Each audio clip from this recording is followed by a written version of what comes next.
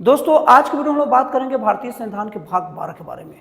दोस्तों भारतीय संविधान के भाग 12 का संबंध वित्त, संपत्ति, अनुबंध और वाद से है। और दोस्तों भारतीय संविधान का भाग 12 का प्रमुख उद्देश्य वित्तीय प्रशासन और सरकारी संपत्ति का उचित प्रबंधन सुनिश्चित करना है। अब दोस्तों हम लोग इस भाग के अंतर्गत आने वाले प्रमुख अनुच्छेदों का चर्चा कर लेते हैं। दोस्तों सबसे पहले हम लोग चर्चा करते हैं भारतीय संविधान का अनुच्छेद 265 का। दोस्तों इसके अनुसार सरकार कोई भी ऐसा कर नहीं लगाएगा जो विधि द्वारा निर्धारित ना हो। मतलब कि मैं ये कहना चाहता हूं कि जैसे कि एक बार सरकार तय करेगा कि जैसे कि सर्विस टैक्स क्या लेना है, कोई कमा रहा है तो उसे कितना % टैक्स लेना है, ये तय हो जाएगा पहले से। ऐसा नहीं कि कहीं से भी कोई आदेश निकल जाएगा कि इस व्यक्ति को इतना टैक्स देना है, कोई भी अधिकारी आकर बोल रहा है तुम इतना टैक्स दो, तुम इतना कमा रहे हो, नहीं। सब चीज पहले विधि नियम कानून द्वारा तय हो जाएगा और वही कर लगेगा जो विधि द्वारा तय है, कोई भी एक्स्ट्रा टैक्स नहीं लगेगा। और दोस्तों अगर इसके बाद अगर अगले प्रमुख अनुच्छेद की बात करें तो वो है भारतीय संविधान का अनुच्छेद 268। इसके अनुसार से कुछ ऐसे कर भी होंगे ना जो राज्य सरकार तो एकत्र करेंगे, लेकिन इसे तय करने का अधिकार केवल और केवल केंद्र सरकार को होगा। और दोस्तों उसके बाद आता है प्रमुख अनुच्छेद 270। इसके अनुसार से जो भी कर आएगा उसे केंद्र और राज्य सरकारों में बांटा जाएगा। और दोस्तों उसके बाद एक प्रमुख अनुच्छेद इसका है अनुच्छेद 280। ये दोस्तों बहुत प्रमुख अनुच्छेद है, इसे याद करके रखिएगा, ये आप लोग को पता होना चाहिए। और गवर्नमेंट जॉब की जो तैयारी करते हैं उन्हें तो मस्ट पता होना ही चाहिए।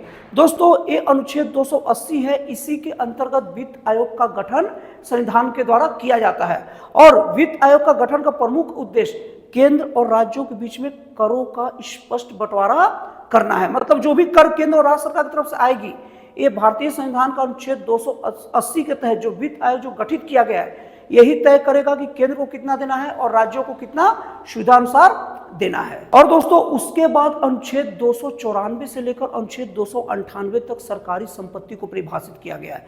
मतलब कि दोस्तों आप लोगों को अगर जानना है कि सरकारी संपत्ति क्या, कौन कौन सी संपत्ति सरकारी होती है, तो इसके लिए आप भारतीय संविधान में जाइए और अनुच्छेद 294, 295, 296, 297 और 298 का स्टडी कर लीजिए। आपके पास सारा डाउट क्लियर हो जाएगा कि सरकारी संपत्ति कहते किसको है। और दोस्तों भारत सरकार द्वारा अनुबंध की जो व्यवस्था है वो भारतीय संविधान का अनुच्छेद 300 के तहत किया है। मतलब कि दोस्तों अगर आपको कोई अनुबंध में जानना है कि अनुबंध कैसे होता है, एग्रीमेंट किस तरीके से होता है, तो आप भारतीय संविधान का अनुच्छेद 300 खोलिए, उसमें पूरा डिटेल से इस सब चीज का वर्णन है। और दोस्तों इसके बाद भाग 12 का अंतिम अनुच्छेद जो बहुत प्रमुख अनुच्छेद है, काम का अनुच्छेद है, वो है 300A।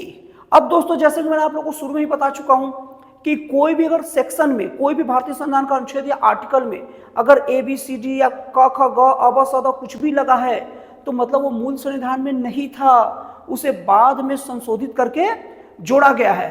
तो दोस्तों ये जो है अनुच्छेद 300 का भारतीय संविधान के 44वें संविधान संशोधन 1978 के द्वारा पहले जो संपत्ति का अधिकार मूल अधिकार था, जैसे कि मैंने वीडियो में आप लोग को बताया है कि संपत्ति का जो अधिकार है वो मूल अधिकार है और शुरू में 7 मौलिक अधिकार थे, लेकिन संपत्ति के मौलिक अधिकारों को जो वहां से हटाकर एक संपत्ति को एक कानूनी अधिकार बना दिया गया। मतलब भारतीय संविधान के अनुच्छेद 300 क के अनुसार से 301 के हिसाब से अब संपत्ति का अधिकार मौलिक अधिकार नहीं रहेगा, अब संपत्ति का अधिकार क्या हो जाएगा, विधिक अधिकार रहेगा। मतलब अगर आप कोई संपत्ति रखते हैं तो आपको ये सूचना देना पड़ेगा सरकार को कि क्यों रखे हैं, उसके बाद ही आप उस संपत्ति का उपयोग कर सकते हैं। ऐसे नहीं कि मेरे पास है तो है, आपको क्या करना है। तो दोस्तों इस तरीके से भारतीय संविधान का भाग 12 कंप्लीट होता है। तो दोस्तों फिर मिलते हैं अगले वीडियो में एक जन कल्याणकारी और एक राष्ट्रवाद से प्रेरित नए विचारों के साथ।